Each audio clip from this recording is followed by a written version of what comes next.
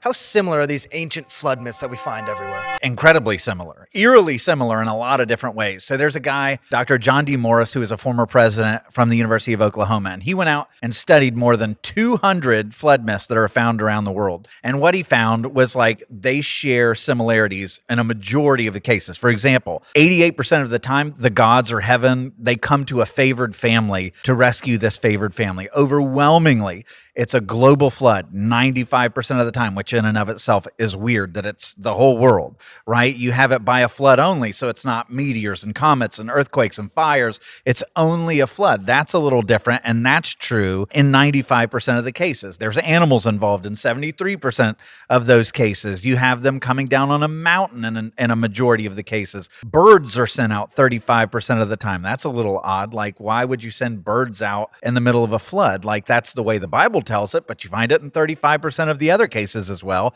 You get a rainbow mentioned in more than 14 of these stories, 7%. And in 9% of the cases, it actually lists 8 survivors. That's awfully specific, and that's the truth of Genesis. So you see overwhelming similarities in all these ancient stories.